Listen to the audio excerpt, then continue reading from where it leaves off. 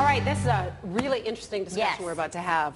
President Barack Obama's Kenyan father and American mother married back in 1961. At that time, this is hard to believe, interracial marriage was still illegal in 22 states, nearly half the country. It wasn't until the Supreme Court struck down an anti-miscegenation law in 1967 that mixed-race marriage became legal throughout the United States. And even though the 2010 census estimates that the number of interracial marriages in the U.S. has surpassed 4.5 million, there are still people out there who have a problem with it. And joining us now is actress and author Diane Farr. Your book, Kissing Outside the Lines. Diane, you know, it's interesting, and I said this is based on your personal experiences, kind of your memoir, and I said you were very honest and open in this book. But tell us why you decided to tell your story and about your husband. My husband is Asian, and when we first started dating, about our 6th date in, he finally said one morning, well, this is kind of going to be a problem for my parents. And I said, why? And he said, well, I'm supposed to marry a Korean girl. So I thought, do you have another girlfriend who's Korean? What are you trying to tell me? Right? And that's he was saying, it to me now. Well, they've always sort of, and then I thought, do you have an arranged marriage? Is that legal in America? And as the conversation kept going, it was one of those conversations that a lot of parents have.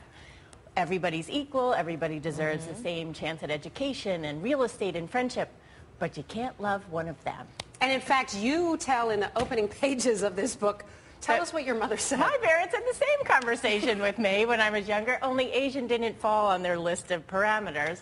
So 1 year into my marriage, my mother looks at my husband and says, we always hoped that Diane wouldn't marry outside of our race when she was a child. And the deadly silence in my living room was so foreboding that I finally had to say, Mom, you know that Singh is a different race than us. And she said, no, he's not.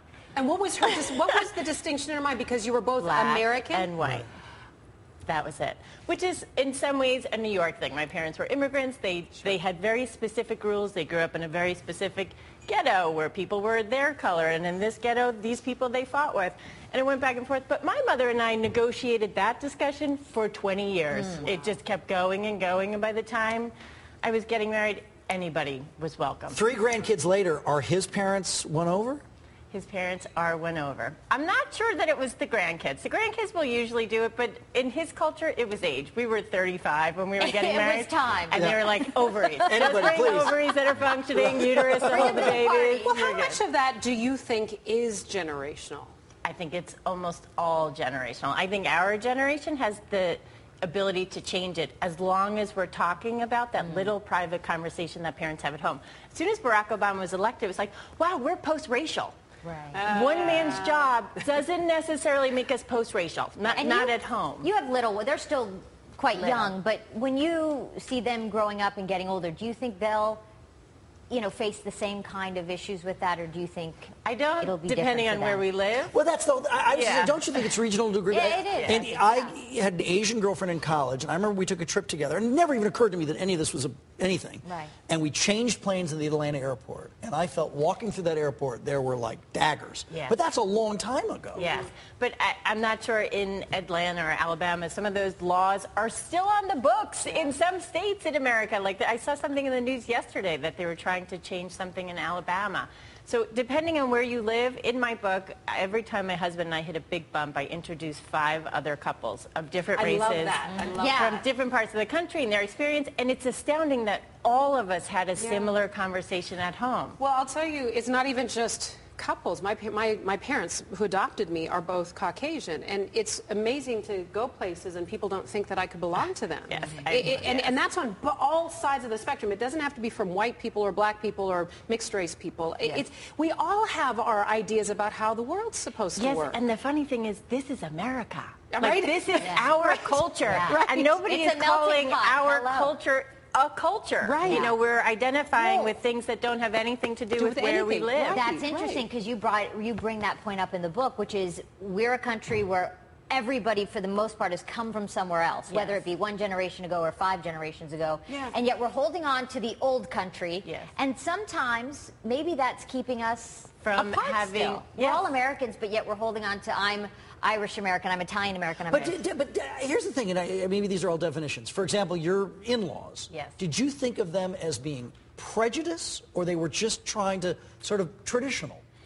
It's a good point. And the thing I didn't think they were was racist, because I think racism is a word we overuse. And it is a prejudice, and it is a fear of the death of culture, which I value, except there is a way to accept someone and say, these are the things we'd like to keep. It's not that I don't understand their culture. I can learn it. I can keep it alive.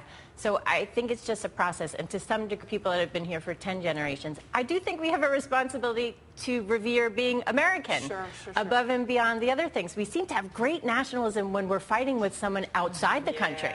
If we had a little bit more love for each other within the country, there'd be less division. The book is fantastic. Can you really quickly just run through some 3 tips? If somebody's at home dating outside their race, their religion, whatever, can you give them some real quick tips on things to consider? The thing that was the most interesting from interviewing all the couples was to think about the long-term goal, that you're not in a race, that you're in a marathon, that sort of living the life you want to live is the best example you can do, better than any speech you can come up with, especially to your own family, where we never edit ourselves enough. And to remember that all emotions come from love or fear. Even when someone's saying something really nasty to you, it's probably out of their own fear of what they want for their own kids. And not to let other people's headline be your headline. If someone is calling your relationship just interracial, it doesn't have to define you. That's their definition. Now, they opened, you said your in-laws opened the door and everything and all was fine. After writing the book, did they read it and did it open the door more, or did it create problems? They just found it on my dining room table this week, and they don't speak that much English, so my husband was saying it's about interracial relationships, and they said, are we in it? And he said yes, and they said, can we help sell it in Korea? So how about that? The book is titled Kissing Outside the Lines, a true story of love and race and happily ever after. Diane Farr, thank you so much. This is such a courageous book and interesting book. Thank you so much for coming to visit.